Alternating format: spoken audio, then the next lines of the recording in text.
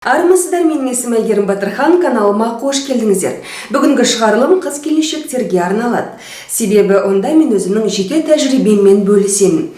Қалай декретный отпускты үйде отырып рәсімдеуге болады, және де до-родовой ақшаны қалай босанғанға дейін үйде отырып шешіп алуға болады. Сол жайында өзімнің жеке тәжірибеммен бөлісемін. Шынымен де карантин уақытында құжаттарды жинау, құжаттарды рәсімдеу, жалпы халыққа қызмет көрсету орталығына апарып беру өте қиын жағдай. Сондай-ақ халыққа қызмет көрсету орталықтары да, банктерде көбі қызмет етпейді. Жұмыс істемейді, бір сөзбен айтқанда, тек қана онлайн түрде бәрін істеуге болады. Сондай-ақ әрине аяғыңыз ауыр кезде бұл декретный отпускты родовой ақшаға өтінімді 30 аптада береді. Демек 7-8 айда. Бұл айда әрине әйел адамға ары-бері қозғалу, немесе осындай қауіп-қатерге өзінің басын тігіп, автобуста қатынау, немесе такси ұстап жұмысқа бару, немесе ары-бері қатынаудың өзі қиын. Сондықтан да тып-тыныш үйде отырып, қалай құжатты тапсыруға болады, және де тып-тыныш үйде отырып, қалай ақшаны қолға алуға болады. Сол жайында айтамын. Ең бірінші, әрине сізге 30 аптадан өткеннен кейін міндетті түрде өзіңіздің қаралып жүрген гинекологыңызға барып, сол мекемеден, сол поликлиникадан, емханадан өзіңіздің больничный лист, демек еңбекке жарамсыз парағыңызды алу керексіз. Оны 2 данасын береді. Бір данасы сіз оны халыққа қызмет көрсету орталығына өткізу керексіз, екінші данасын жұмысқа өткізу керексіз. Сондықтан да 2 данасын береді.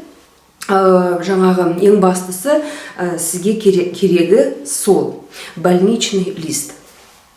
Одан кейін больничный листі қолыңызға алғаннан кейін оны бір жағын поликлиника толтырады, екінші жағын жұмыс орныңыз толтыру керек. Енді осы еңбек парақшасын сканер арқылы, түрлі түсті сканер арқылы міндетті түрде жұмыс орныңызға жібересіз. Жұмыс орныңыз ол жерде сіздің 126 күнге шыққаныңызды дәлелдеп, қай күннен бастап, және де қай күнге дейін демалатыныңызды 126 күнді есептеп жазып береді. Сондай-ақ осы күндер аралығындағы демалыс күндерді де тізіп жазып береді. Міндетті түрде бастықтың қолы қойылады, және де жұмыс орныңыздың печати қойылады. Сөйтіп, оларды цветной сканер арқылы сізге жібереді. Электрондық түрлі түсті құжатыңыз бар. Әрине, бұл құжатты алғаннан кейін өзіңіздің жеке куәлігіңізді сканерге түсірілген, және де осы еңбекке жарамсыз парақшаңызды үшінші белгілі бір банктегі, белгілі бір емес, жалпы халық банктегі арнайы шот болады. Сол халық банктегі арнайы шотты алып, 20 сандық номерін алып, сол үшеуін сканер арқылы сіз egov.kz сайт арқылы өтініш бересіз. Әрине, бұл шотты мен ертерек ашып алдым. Себебі карантин енгізеді-ау дегенді сезгендіктен ертерек ашып алдым бұл шотты. Бірақ та, егер де сіз үйде отырып қалсаңыз, және де бұл шотты аша алмай, үлгере алмай қалсаңыз, қазіргі таңда халық банк бұл шотты электронды түрде ашуға мүмкіндік береді.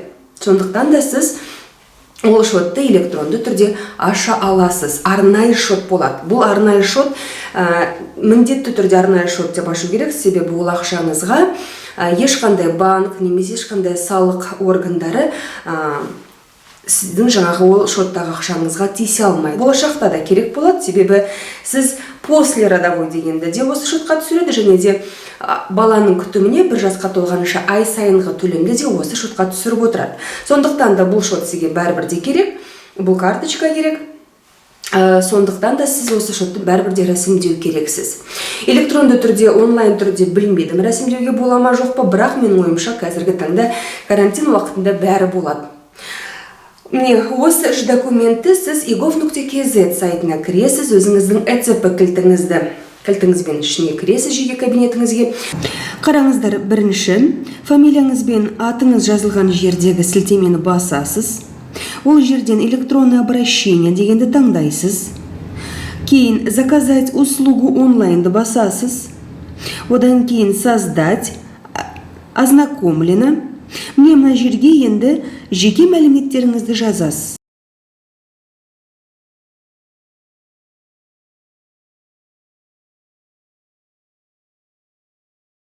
Мына жерге міндетті түрде документтеріңізді, құжаттарыңызды қалдыру керексіз. Енгізесіз.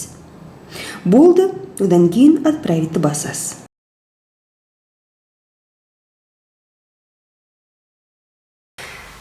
Қызық болды деген ойдамын. Егерде сұрақтарыңыз болса, қойсаңыздар болады. Сау болыңыздар.